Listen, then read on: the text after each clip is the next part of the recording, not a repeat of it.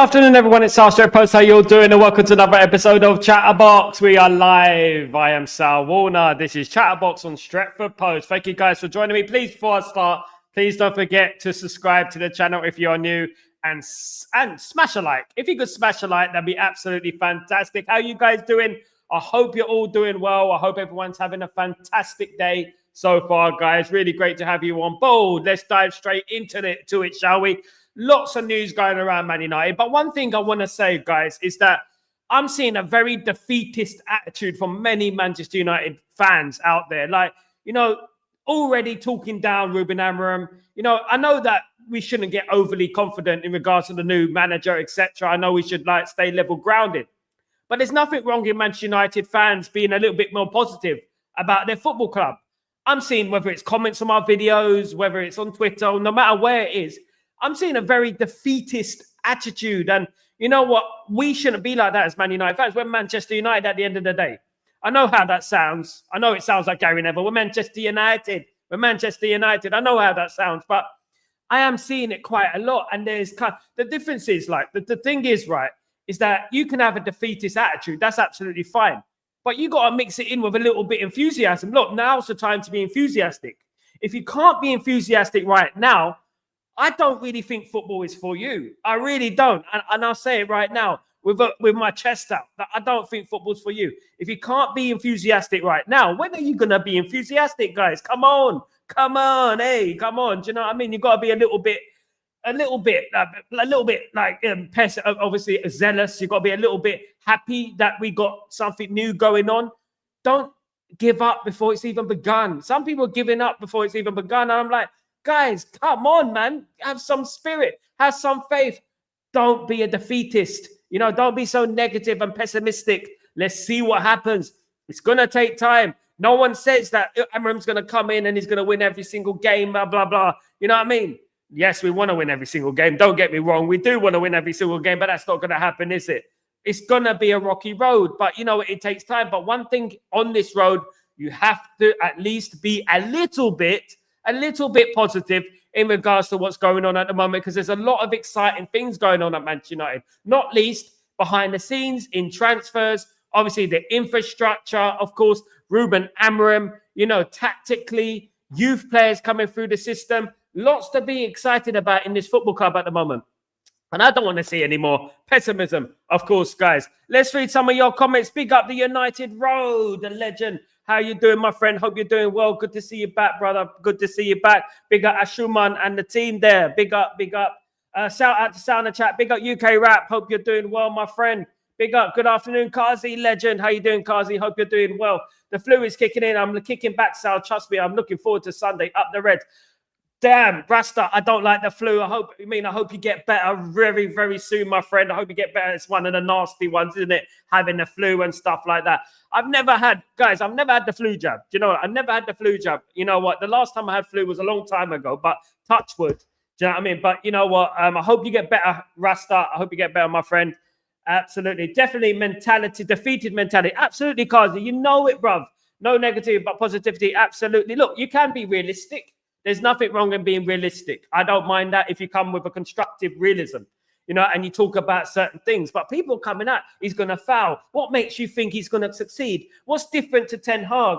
Blah, blah. Everyone is different. At the end of the day, you could say, what's the difference between Ron Atkinson and Alex Ferguson?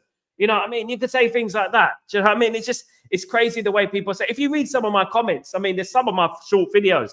They're like, wow, you know what I mean? Come on, goodness me. These guys are so negative. It's unbelievable. Glass half full. And they invented the phrase glass half full.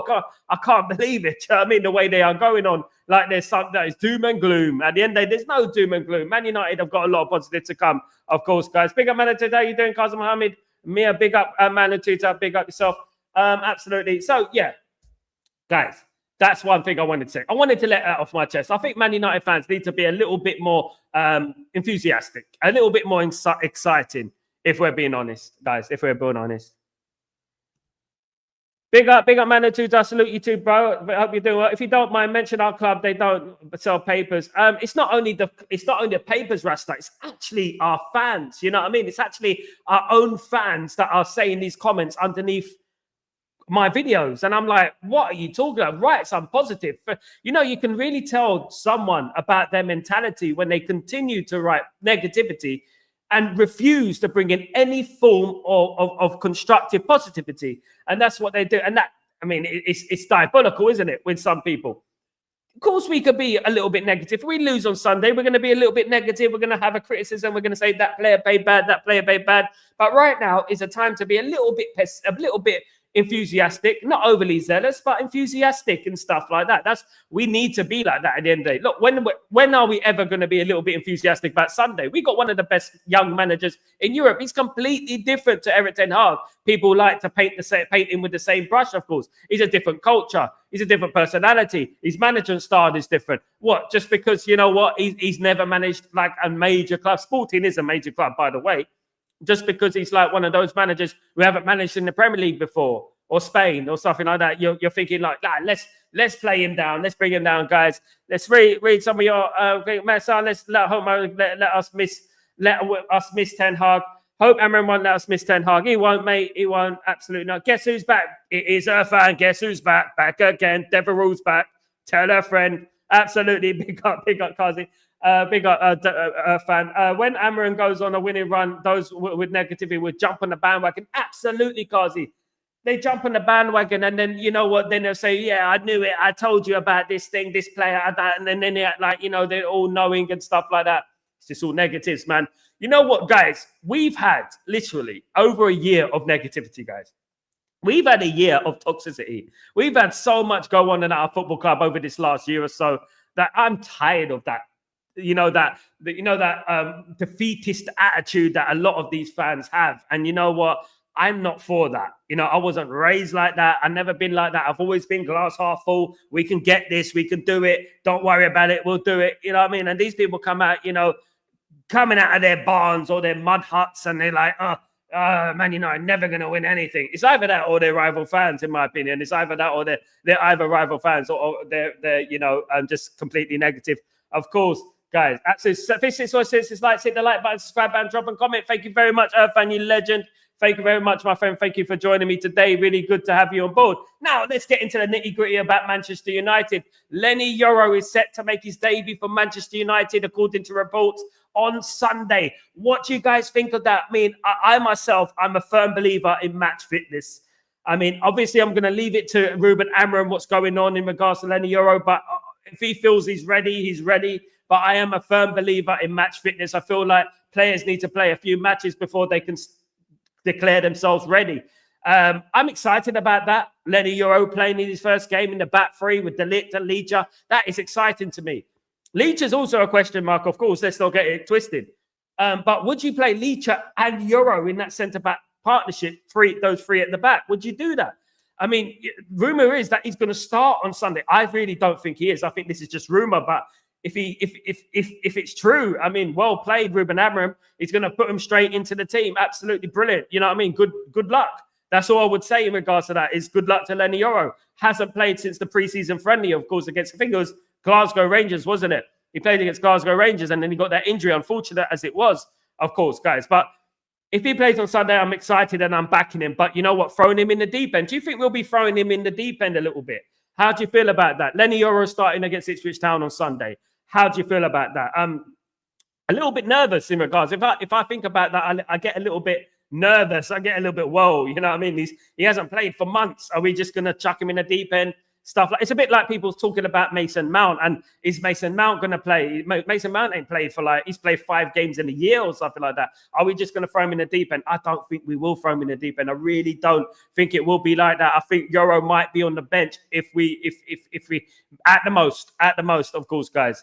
Absolutely. Big up United Road, big up Fan, of course. Big up, yo, Licha and De Ligt. That was amazing centre back. When you look at it, Fan, there's a lot of mixture of talent, experience, youth in that defence. And I just get so excited about that back three. That back three is a back three that is going to be solid for many, many years to come. Fingers crossed, of course, regarding, obviously, touch wood, there's no injuries and stuff like that. But this is why we need to get a couple of more defenders in there in the long term. We do need to get a couple of more defenders in there, whether it is a Branthwaite, whether it is a Diamande, of course, an Ignacio. These are the type of players we need to be looking at. We need to improve that defense, because if anyone does get injured going forward, we're going to be in a bit of a problem, especially the fact that we got the centre backs that we have to play in that system. Not to mention the wing backs. And it's the wing backs I go on to, of course, guys. Fabrizio Romano has been speaking. He spoke about the priority of Manchester United in the transfer market. This summer, Manchester United's priority is a left wing back, wing back who can complement Ruben Amorim's system. So basically, he wants a player who can complement Ruben Amorim's system. Hopefully, we find that guy. Alphonso Davies is that guy. But of course, with Real Madrid lurking around, we're going to have to fight tooth and nail to get that player. So we have to have options available in case we don't get Alphonso Davies. But there are a number of options out there. Of course, guys, there's a Rayo who plays for Sporting Lisbon as well. There's talk about, obviously, Alvaro Fernandez. Personally, I wouldn't go for Alvaro Fernandez. I don't think his attacking prowess is as strong as some people think. But you know what? If he comes to Man United, I hold my hands up. So be it. Let it be at the end of the day. But we are looking for a left-sided player. That is the priority in the summer. And I agree. We should have signed a left back, left wing back in the last summer. We should have done that. We knew about Luke Shaw's injuries. We knew about Malacia. We knew all about that. You know what? Perhaps we just ran out of time. Perhaps we ran out of finances. Who knows? You know, but there are a number of options out there. We can get a loan with an obligation to buy, of course, guys. We can get that. There was rumours of Sven Naipan, of course, of Rosenborg coming to Manchester United in January. That could happen. Obviously, the Norwegian league has finished. So, you know, he can sign for a club. He can go to a club and he can play in January. So that is obviously an option for us going forward. I like Sven Naipan. You know, is it a position that we want? Do we want another young player like that, a little bit similar to Rasmus Højlund? Do we want that? We'll have to wait and see. Euro is calm on the ball. Absolutely, Cardi. Very calm on the ball. I'm excited to see him, of course, guys. Sal, is Euro Saliba? Yes, mate. Better. I think he's got a higher ceiling, mate. I think he's got a higher ceiling, of course. Absolutely. We have had our left back for the last two. We haven't had a left back for the last two. Absolutely. This is things people forget about this. You know, we haven't had a left back. Last season, we spent the whole season without a left back. It's amazing when you think about it, but that we still left the season with a trophy. The fact that we had no left back last season. And this is a thing you can compliment Erik ten Hag for. Do you know what I mean? But I mean, obviously, I'm an advocate for playing players in the right positions. I felt last season we should have drifted in Harry Amas a little bit, get him some game time here and there, and maybe he would have started this season. But we didn't give him enough first-team football in the, proper senior football. So at the end of the day, you know, he wasn't ready, and he might still not be ready. But you know, I'm actually a fan of him. I think he can do the business. Many people are saying Anthony's going to play the left-sided wing back. It could happen as well. As I've been explaining to people in here, is that Ruben Amorim doesn't necessarily play left fullbacks, right fullbacks.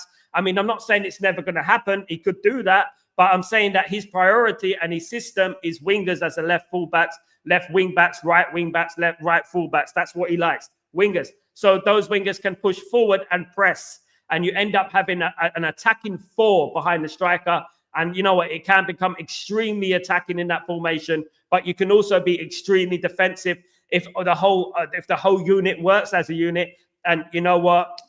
Works as a team. Something we haven't been doing for a very long time, of course, guys. If they do work as a team, of course. Irfan, we haven't had a left back like two, 3 seasons. Absolutely, we haven't had a left back. Surprisingly, we haven't put our money in the pocket and bought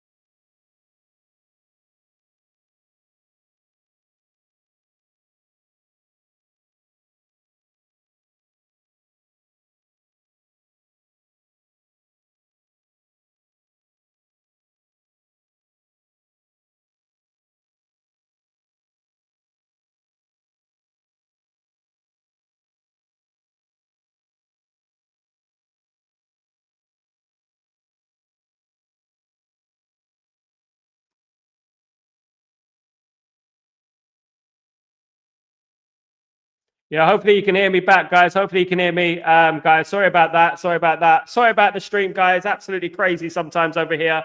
Apologies for the slight interruption on the stream, guys. But yeah, where was I? Where was I? Absolutely. Where was I, guys? Bad connection. Can't hear anything. Can you hear me now? Hopefully you can hear me now, guys. Hopefully, apologies for that. Absolutely apologies for that. Thank you very much. It happen sometimes over here in the UAE. It does go pakang, it goes bang, and then you know what? This is the whole stream goes off, guys. Sorry about that, guys. Really apologize for that. But yeah, as I was saying, guys, you know what?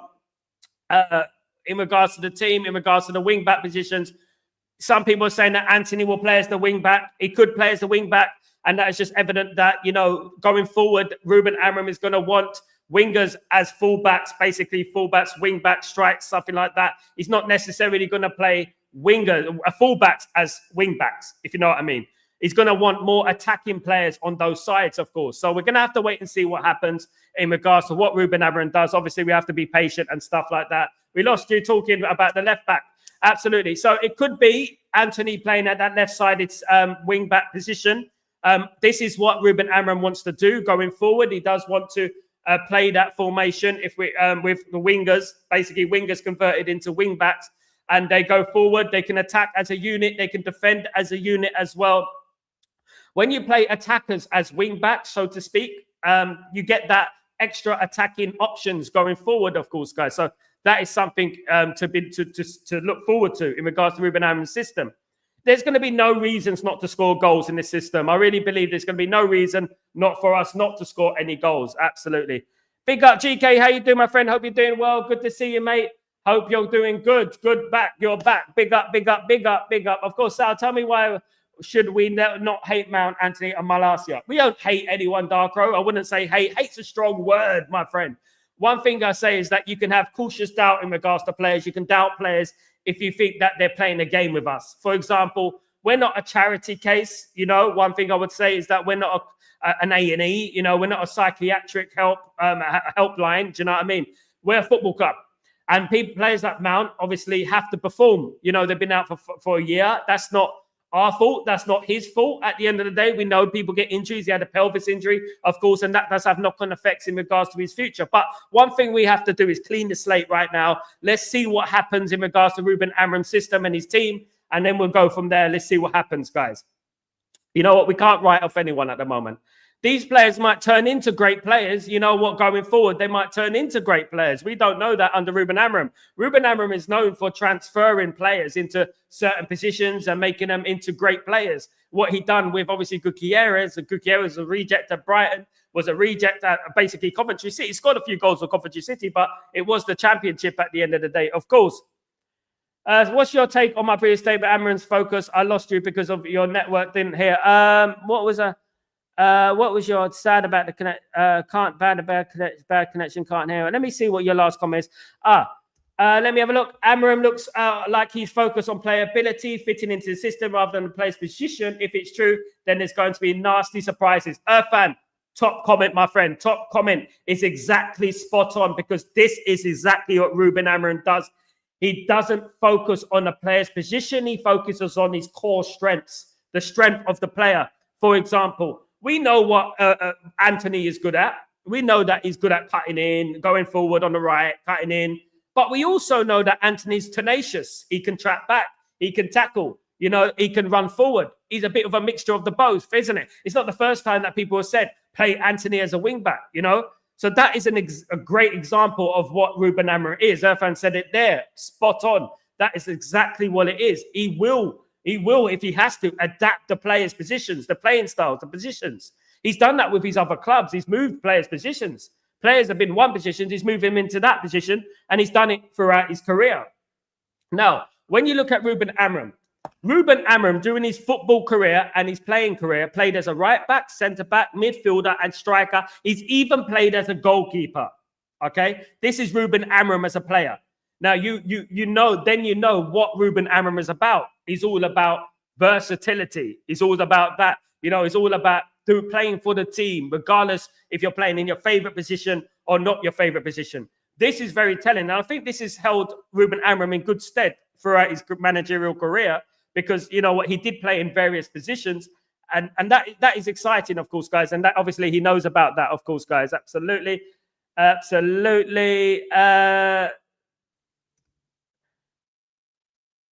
a look at this. Ruben Amorim should get rid of deadwood players. Absolutely, should get rid of deadwood players at the I absolutely agree with that. He will do. We're going to have to give it time. It's not going to be straight away. The deadwood block will not be removed straight away, guys. We have to understand that. But in regards to Ruben Amorim's bolder mission, Ruben Amorim's bolder mission is, it has been said that within the camp, the squad lacks intensity. The squad don't have enough intensity. They don't have enough running. They don't have enough tracking back. There's a lot of work to do. And that is no surprise to many of us, of course. We knew that this squad don't have intensity, especially a lot of those players have been there for years and years and years. We know that they lack intensity. That is a given. We watched this team. We watched a lot of these players, well, a few of these players for the last 10 years. We know what they're all about. It is said that Rashford has not been tracking back, not doing. And at the end of the day, look, they lack intensity. You can't change the spots on a leopard. The great quote by Roy Keane, of course, you cannot do that. You cannot treat an old dog, teach an old dog new tricks, so to speak. It doesn't happen, of course. These players need to learn. They need to learn, and hopefully they do, because you know what? They're on a ticking time bomb at the moment, and a lot of those players could leave the club if they don't do what Ruben Amorim wants. They will be out the door pretty quickly, if we're being honest. Ruben Amorim is the silent assassin, and that is what his nickname is for me. He is the silent assassin, and people will need to see that going forward in the next few months and years, hopefully. Do you know what I mean? But one thing is that, you know what, we're going to have to be extremely patient, because there is a number of issues at that football club that we have to address. 6 or 7 other players need to leave. A lot of players need to leave. Obviously, I've said up to 8 players earlier on need to leave the football club. Up to 8 players. Now, who are those players? I hear you scream. I mean, that is obviously Maguire could leave. Lindelof could leave. Of course, Johnny Evans could leave. One of Luke Shaw, Malacia could leave. Casemiro could leave. Maybe Anthony leaves. That a player like that might leave. Do you know what I mean? These players, Marcus Rashford should really leave. That's 8 already. Do you know what I mean? There's a lot of players there that can leave the football club, need to leave the football club. We do need a refresh, if we're being totally honest with ourselves. Competition in the team is going to lift United up. Intensity will increase, and we will see less of individual moments. Absolutely, absolutely.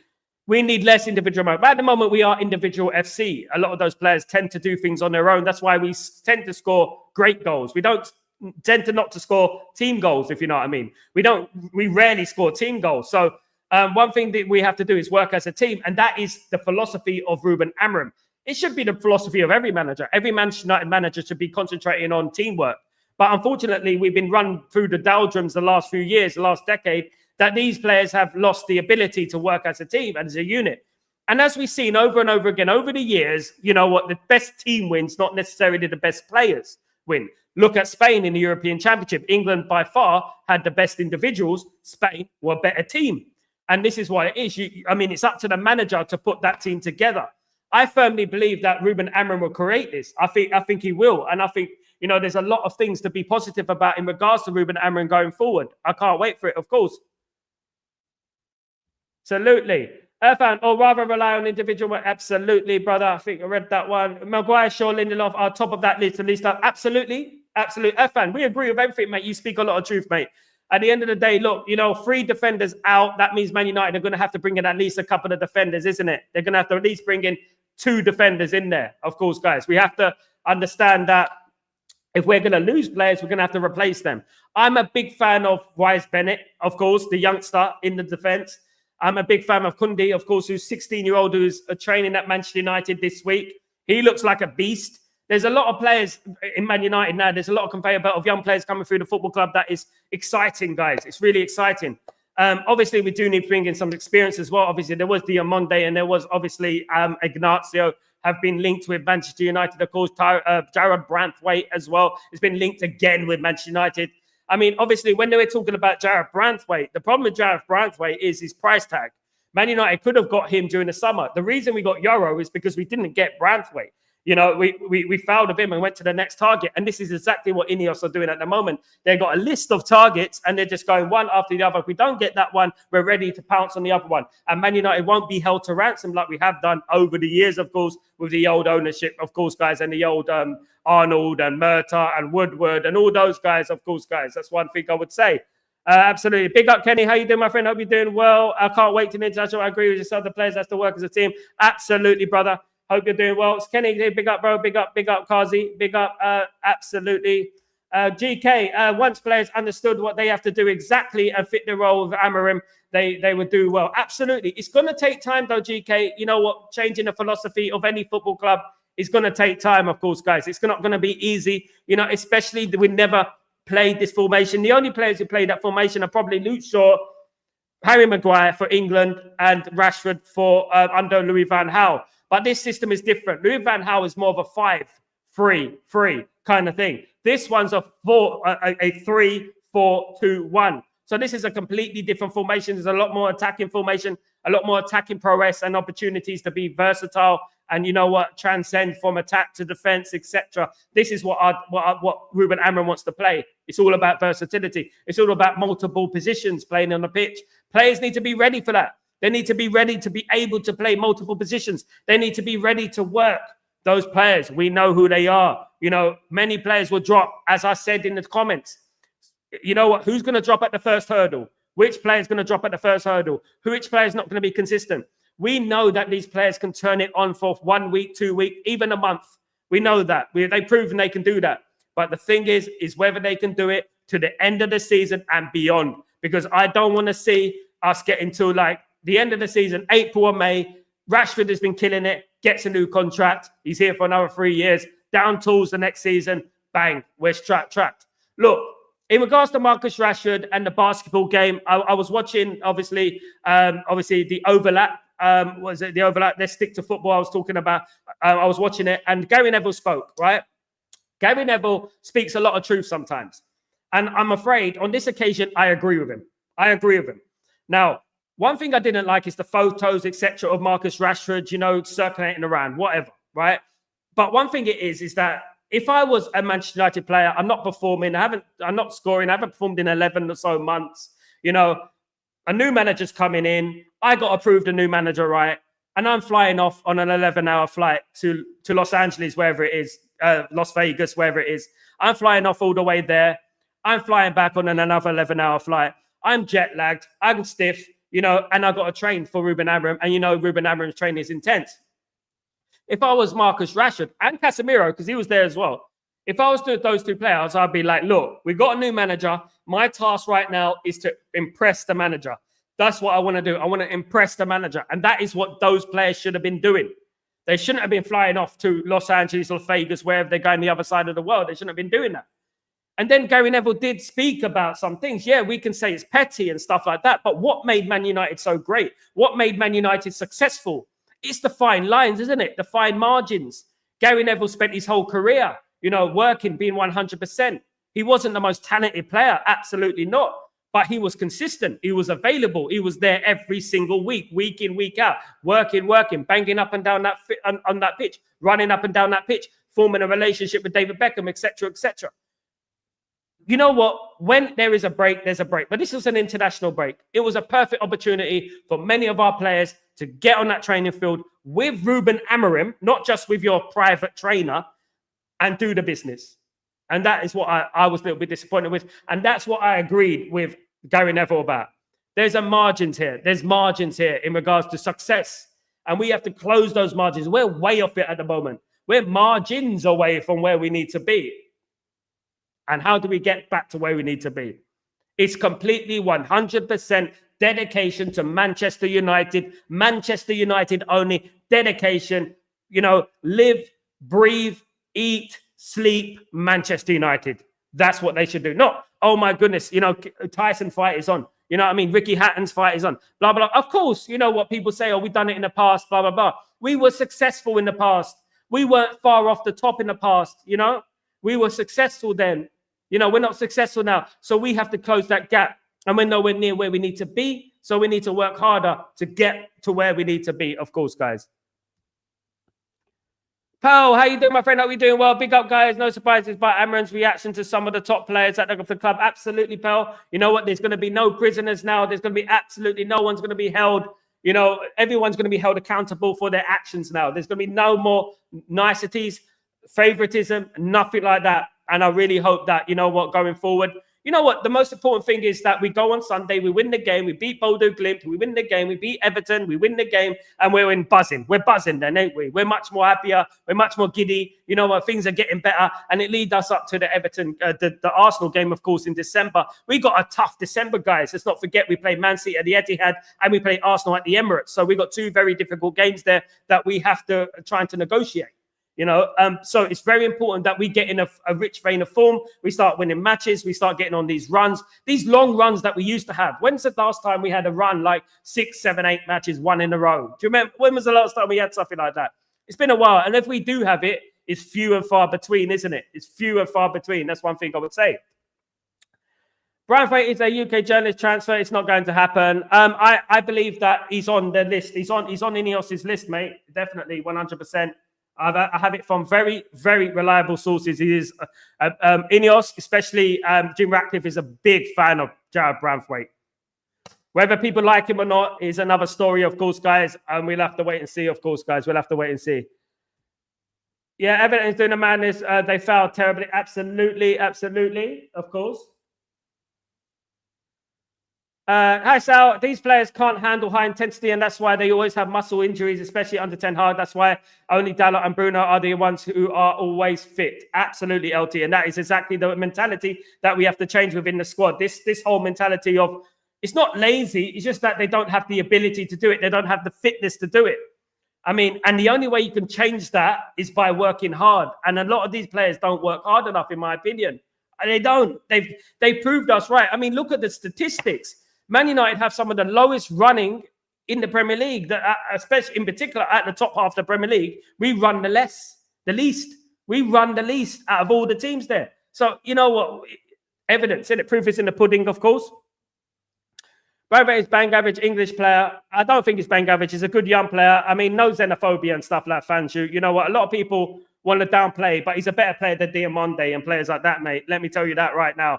He plays in the Premier League, in a tougher league, a much harder league than Portugal. He's a good player. Let's not disrespect anyone. He's a good young player, English player. At the end of the day, he will go to do big things for England. He will go into finals and stuff like that. You know what I mean? So we have to be obviously fair on our comments, and obviously Fanju, of course. Thanks for your comment, though. Everton were becoming a little bit ahead because they were yeah, absolutely. Now, Kazi, they're stuck now. They're in a position where they have to sell him. You know what I mean? They're in a position where they have to sell him, of course, guys. Absolutely. What I see is the offensive setup team will do good, but questions that will be finishing. I believe in Mount, Bruno, and they have potential number 10 and Ahmed. We'll have to wait and see, GK. We'll have to wait and see. I want nothing more than any one of those players who come into that football team, no matter who it is, whether it's my favorite, whether it's your favorite. I just want them to do well and win football matches. I don't care who plays. I don't care the formation. I just care about winning football matches for Man United. And if I win a football matches, I could be 100% wrong in my predictions. But you know what? We won the match. I'll be up here. I'll be giddy. I'll be celebrating. I don't care. At the end of the day, all I want is for those players to perform for Manchester United and to win football matches. That's all I care about, guys. Honestly, And that is it. Absolutely. Yeah, new manager came and Rashi out, so it's inappropriate, but it will to micromanage thing. Yeah, new manager come, but Rashi out, so it's a little inappropriate, but it is to micromanage thing. Yes, my friend. Yes, GK. Apparently, certain United fan wants title charge after seeing the first trade. We gotta be calm. Breathe. Look, at the end of the day, look, let's give it a couple of months and let's see where we are. That's all I would say. I would say give it a couple of months. Let's see where we are. You know what? We're playing Ipswich Town on Sunday. It's the first game. We don't know anything about what's going to happen. We don't know Wagwan or what's going to happen, of course, guys. So we have to obviously be patient and we have to wait. I mean, getting in the top 4 would be a huge achievement for Man United this season. Winning Europa League, a huge achievement and a very realistic goal for Man United. Top 4 Europa League this season. We can do that. We can do that. We're 4 points from the top 4. We're in the Europa League still. So let's see if we can win that and get in the top 4. That for me will represent a very, very successful season. Now, next season's a different story. We have to get a lot closer. We have to at least challenge for the league and challenge all the way through the season, of course. We're going to have to wait and see in regards to that. Of course, once we have an identity style of play, then the right players will be identified. My problem is that not all managers are comfortable playing back 3. Will it be difficult to replace Amorim? My problem is that not all managers are comfortable with. That is the thing. One thing I would say in regards to the back 3 is that as you said, not many managers play it these days. They don't play it. And the thing is, it gives us a slight advantage because we're going to be in the transfer market for players that fit the system. And a lot of these other teams will be in the transfer market playing their system, which is the 4-3-3. You know, everyone in the Premier League now is doing the 4-3-3. You know what I mean? And it's a cardboard cutout of everyone else. One thing I'm glad about, you know what, I've never been a 3 at the back guy, right? And I don't think this is really a 3 at the back. They split. It's much more of an attacking unit. It's a 3-4-2-1. I don't like the 3. I don't like the 5-3-3. I don't like that. I don't like the fullbacks hoop deep. But you know what? It's exciting because at the end of the day, we're going to be different. We're not copying anyone. We'll have our own identity. That's the way we do it. The one thing I would point out, though, is are the youth teams going to be playing the same thing? Is the under 18s going to be playing the same formation? Is the under 21s going to be playing the same formation? Is it going to be passed down from generations to the first team? That's interesting, isn't it? A bit like La Masia, of course, at Barcelona. Are they going to do that? They have the same style all the way through their football club. Are we going to do the same? That remains to be seen, of course, because if we really believe in this system, if we really believe that, you know, this is the thing, this is going to work out, we got to implement the same style all the way through the football club, like a conveyor belt. And every time a player comes through the youth system, it's like fits perfectly into that system. That's what we need, in my opinion.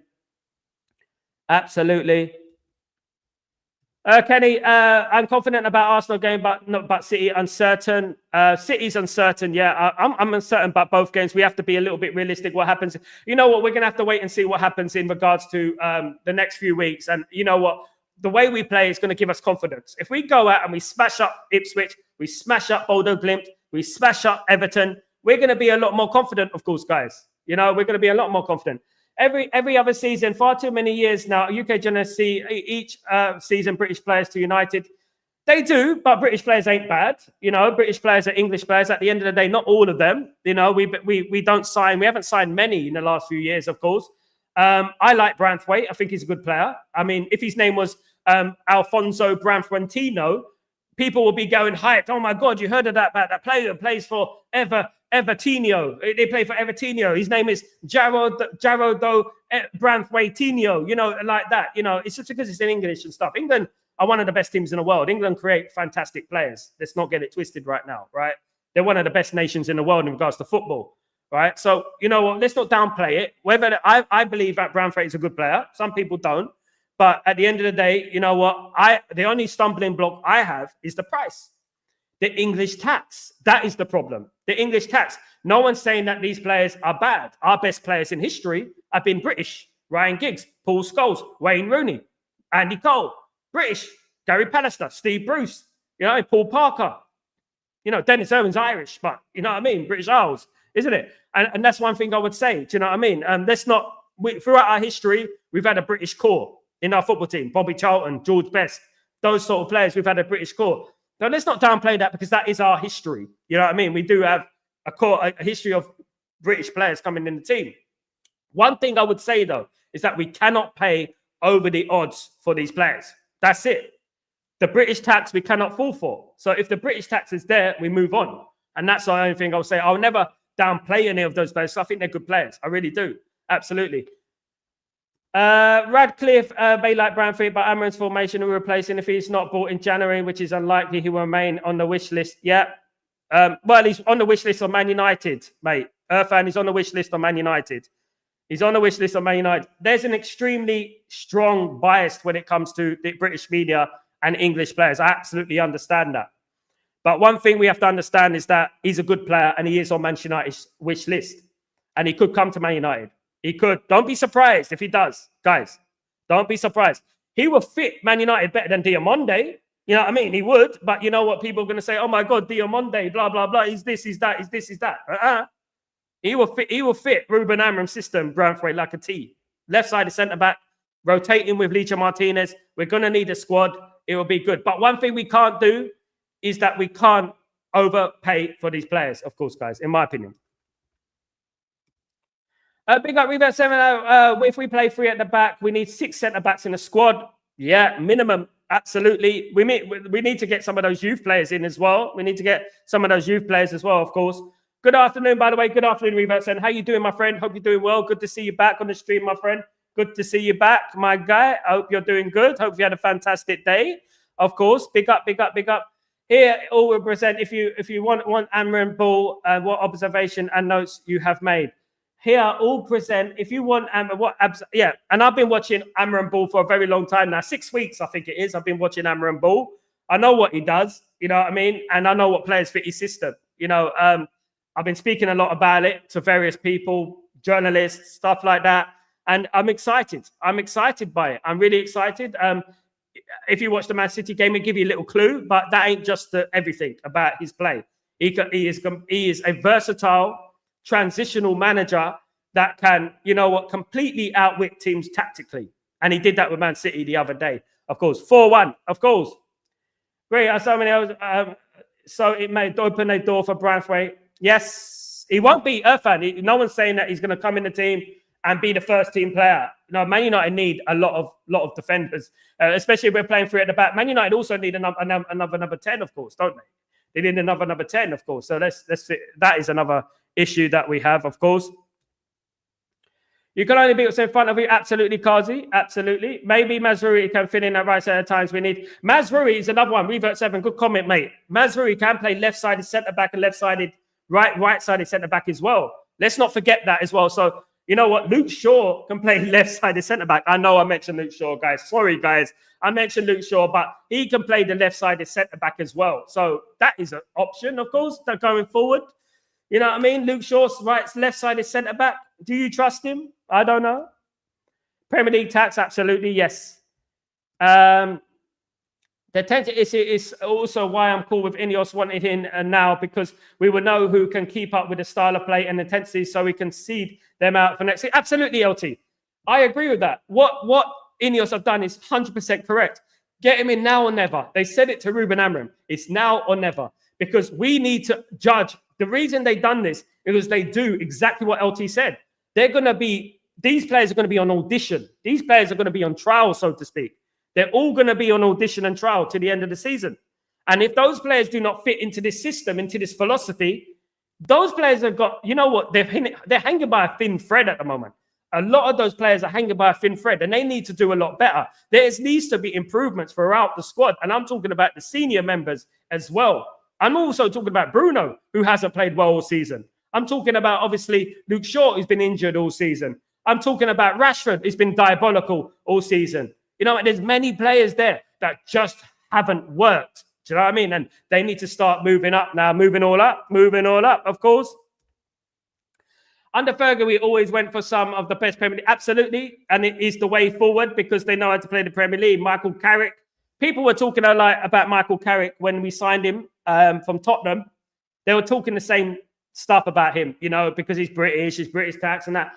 Little did England know that if Michael Carrick played for England, England probably would have won some trophies because Michael Carrick would have added balance into the side rather than playing Lampard, Gerrard and Scholes and shoehorning them into the same team, if you know what I mean. Absolutely. Fan, British players coming through the academy is quite fine, but UK journalists love sending British players from other Premier clubs, even if they are not world class. None of the players at the moment that we're linked with are world class. I mean, Inacio is not world class. Diamande is not world class. Arario is not world class. You know, these players are not world class, guys. Absolutely not. Gutierrez is not world class yet until he's done it on the world stage, is it? You know, at the end of the day, we'd have to. None of these players are not world class until they've performed at the highest level, of course.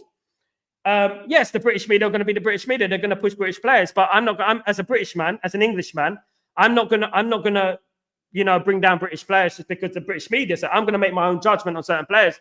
There's certain players I felt very overrated. I mean, over the years, Gareth Barry, you know, Milner, for example. You know what I mean? Those type of players I'd never rated. You know, kind of players, but I actually think Harry Kane is a little bit overrated. I think Harry Kane is a penalty merchant. You know what I mean? And that's what it is. You know, but there are some players that I think have potential. I've watched a lot of Jarrett Branthwaite. I do a lot of work with youth teams over here. I do a lot of work, I mean, around the world. I've worked with Atletico Madrid, Real Madrid, you know, Leyton Orient, you know, and other teams, of course, guys. So at the end of the day, I look at players and I observe players and I see, you know, certain players are, oh, he's not that bad. He's not that bad. Actually, he's got these attributes, he's got that. And they need to be nurtured. Do you know what I mean? These things need to be nurtured, for example. You know what I mean? Van Persie, Ferdinand, Rooney, York, etc. Absolutely Premier League proven. It's very important, yes. Sir Alex Ferguson did it. It saved a lot of time, you know what I mean? But Sir Alex Ferguson was an absolute genius, of course. He was. I'm glad Amorim is now here because he would know the meet with intensity. Absolutely. I think I read that one started before Ten Hag was a statesman, and players who have been there before Ten Hag were top of his list. Absolutely. Those are the players. They've been there 10 or so years, of course, 10 or so years. Big up, Gray. How you doing, my friend? Hope you're doing well. Sorry, Sal, just got home from work, so I missed most of the stream, but I'll catch it later. Hope you're well, brother. Big up, Grayo, the legend, of course, man. I hope you're doing well, my brother. Hope you're good. Have a fantastic evening, of course, my friends. Grayo, and have a lot of rest, Grayo. Take it from me. Yeah, from your brother, right? Have a lot of rest. Have a good rest. You and obviously Buttercup and all them, of course. I don't man, we need a backline coach, a set piece coach. Still transfer. Spot on, and I believe so as well. I believe our set pieces, defending and attacking, have been diabolical. Let's be honest, guys. We've got some of the worst crosses. I mean, Man United were known for crossing. When I was growing up, Man United won treble on crossing. We won a treble on Beckham crossing the ball. Inter Milan, 2 goals. Champions League final, 2 goals. Crossing. Do you know what I mean? At the end of the day. How many crosses in Turin, in a Dede Alpi? Beckham cross. Dwight York. Remember that? You know what I mean? Roy Keane, cross on Beckham in the corner. 2-2, 2-1, 2-2, crosses. And that is what we prided ourselves on. But nowadays, we don't cross well, we don't pass well. And this is not what Man United are about. And at least with free kicks. Now, a damning statistic is we haven't scored a Premier League free kick in the Premier League since Cristiano Ronaldo.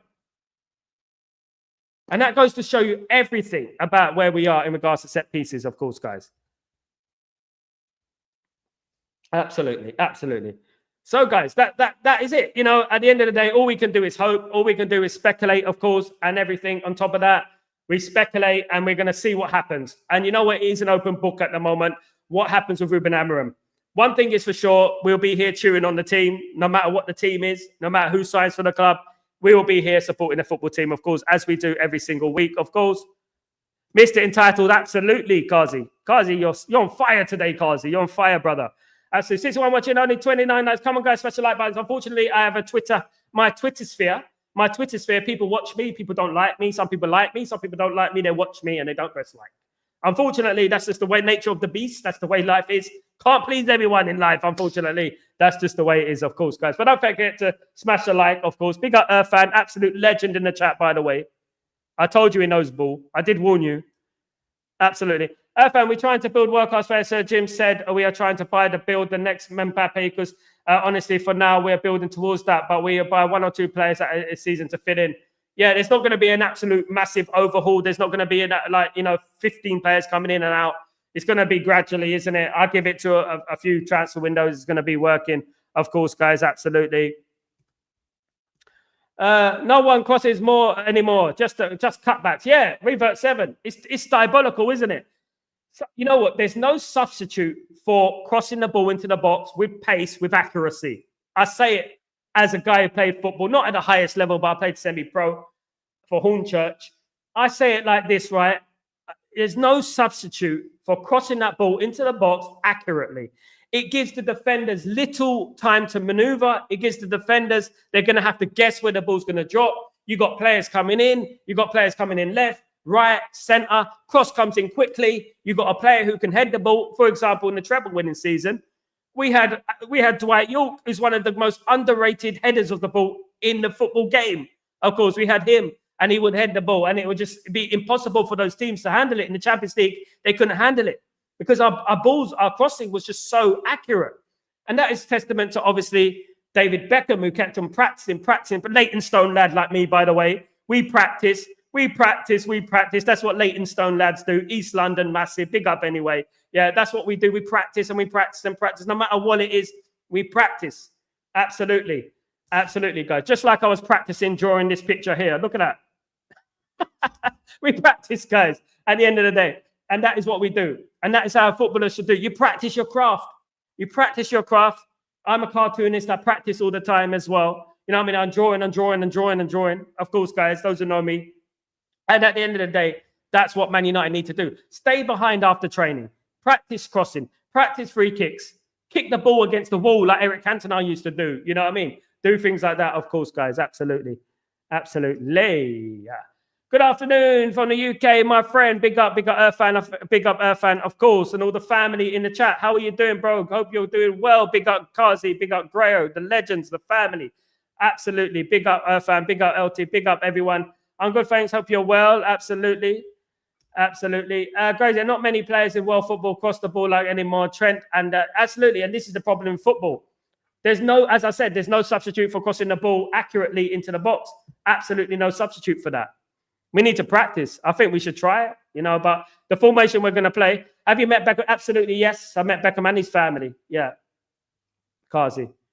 I'm going to say this, right? I played on Hackney Marshes with Beckham when I was a young kid. I played with Ugo Ekiog. I played, God rest his soul. I've done a lot of things playing football. I've had kick-arounds and stuff like that. I've got a kick-around with David Beckham at Hackney Marshes for the advert, for Nike advert. If those remember, if you know, you know. Absolutely. I've done a lot of things, guys. Absolutely. Maybe one day when I get back to England, my parents have got to send me some photos because I've got them on paper photos. Those paper photos, I've got great ones. I'm going to show you guys. Absolutely amazing ones, man. Big days, of course. Big days, of course. Mark Hughes was the best head of the ball. He was fantastic. Yeah, he was fantastic. And a volleyer. He was a good volley as well. Who remembers the Oldham Athletic volley? Last minute of the game against Oldham Athletic. We're about to go at the FA Cup. He does that stretching volley straight into the corner, guys. I was at that game, guys. Sorry. And we ended up reaching the final and annihilating Chelsea, as we know, of course, guys. What a time to be alive, of course. RIP Ugo, absolute RIP Ugo Ekiog, yeah. I used to do a lot of work and a lot of play with a lot of these players and stuff like that during Leighton times. Hackney Marshes, some of them would come to Leighton Orient, I've had a ball kicked to my face by Dennis Bergkamp once. A lot of things. A lot of them. Ryan Giggs, loads of things, man. There's the benefit of living where I lived. I lived right next to a football ground. So, a lot of footballers used to come there. If not, I'll go to Hackney Marshes, and there used to be loads of adverts there. As people know, Lionel Messi went to Hackney Marshes a few years ago on a helicopter, because Hackney Marshes is like a prestigious place where people play football in England, in East London, in London in general. It's one of the most prestigious places for grassroots football there is in Leighton / Hackney Marshes. Of course, Sparky, absolutely Sparky. I remember when Sparky went for a header, right? I remember we went for a header, he went straight into the post. Who remembers that? Remember that? Absolutely. Who assisted Schultz's goal in the treble season? He was an exceptional player in the air, great header of the ball. David Beckham, Teddy Sheringham. Teddy Sheringham assisted it from a David Beckham cross. Schultz's goal was technically Sheringham's assist. Sheringham was completely underrated, by the way. His input in that treble winning season was incredible. You know what I mean? Incredible. Again, Beckham and Sheringham are both British players as well. Cross the ball, Sheringham into Solskjaer, goal. It was written in the stars, guys. It was written in the stars. It had to happen, of course. You know what I mean? Hughes was a clutch player. We sold him, though, didn't we? So at the end of the day, after the 1995 season, this is the thing. Sir Alex Ferguson was ruthless. He was ruthless. No matter what, he was ruthless, guys. If he felt that we were stagnating a little bit, he would change everything. He would change everything, and he would, you know what?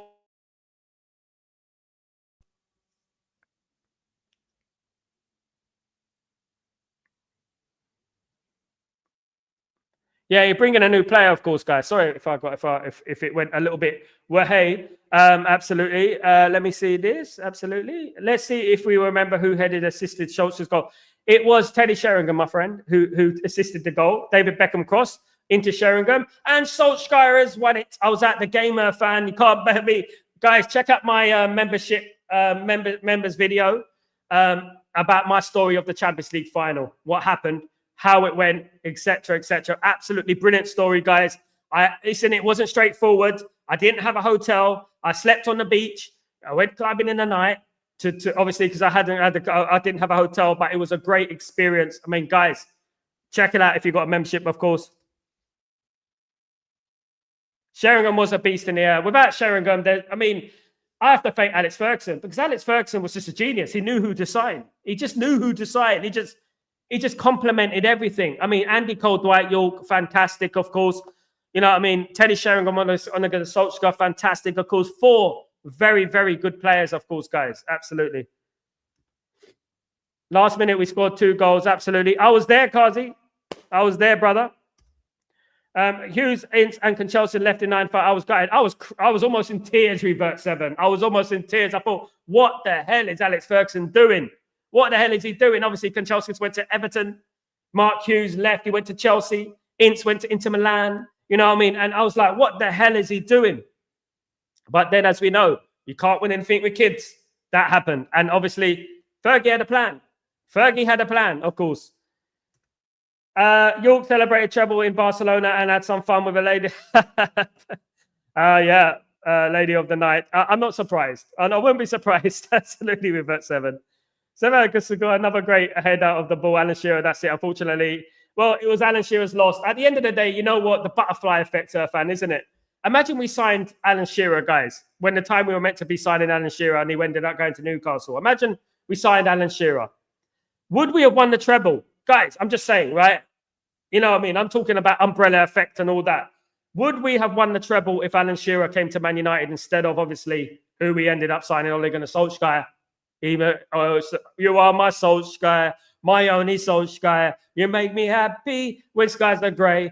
Alan Shearer is even dearer, but please don't take my Solskjaer away. Hey, absolutely. Do you think we would have won the treble if we signed Alan Shearer? That is a question, isn't it, guys? That is a question. Absolutely. I love those type of questions because it gets you thinking, like, you know what I mean? Some of the goals that Solskjaer scored. Do you remember against Liverpool in the FA Cup? Solskjaer, their winning goal. Unbelievable. Yeah, you think about that. You start thinking, like, what would have truly happened? What would have happened, guys? Who knows? It's up to know. I had to watch it on TV back then. It was on Channel 3. ITV, yes, Kazi. As Champions League was the best on ITV. Kazi, correct me if I'm wrong, brother. ITV Champions League nights. Spot on, the best. Can't beat it. No chance at all. Big up for you, Sal. Absolutely, mate. I'll have a look, mate. I can't get to links here. I mean, I can't get the links, unfortunately. Tell me what it is. I'll have a look. Because it doesn't come out. Hold on. No, it doesn't come out as a link, unfortunately. Big up, Sal. Big up, Irfan. Thank you for joining me, Irfan. Great discussion, as usual, my friend. Absolutely. If we signed Alan Shearer in 1992, that would have meant no Eric. Absolutely. But we tried to sign him, obviously. I think it was 1996. Was it 97? We tried to sign Alan Shearer. We didn't sign him. So, it's absolutely, we have to wait and see. Big up, Kazi. Big up everyone who's joined the stream today. Thank you so much. It's been brilliant. Have a fantastic evening, guys. It's been absolutely fantastic. I'll be back tomorrow morning for Breaking Dawn, of course, guys, as usual. Don't forget the presser is tomorrow. Hopefully it will be about 2 p.m. UK time. I'll be doing Chatterbox at that time, so I'll be going through the presser. I'll be repeating everything that Ruben Amorim says. Don't worry, I'll be saying it on here, guys. I've got the MU TV lined up, set up, and everything like that. I'll be watching that, of course, guys. Song. Oh, it's a song. There's only one here. You know what you should check out, GK? Check out, come on, you Reds, come on, you Reds. Let's think about it and use your Reds. We're off to see United players, Man United. Here we go. Glory, glory, Man United. That's what you need to do. You check out, we were, at one point, we were number one in the charts and we were number one in the league. You can't beat it, guys. You can't beat it. We were just dominating everything, even the bloody charts. We must have gotten these people's nerves back then. I didn't realize absolutely how much nerves. Can't wait. Absolutely can't wait. First press conference, guys. Can't wait for it. Big up everyone who's joined me. See you all tomorrow, of course, guys. And have a lovely evening, morning, afternoon, wherever you are in the world. You're absolute superstars, all of you. Thank you so much. And don't forget to subscribe if you haven't subscribed already. I know most of you have, but if you haven't, please subscribe. Those who are watching, please subscribe. You like me or not, you agree with me or not, subscribe. Smash a like. I really appreciate it. Thank you, everyone, for joining me today. Have a fantastic time. Take care. Bye.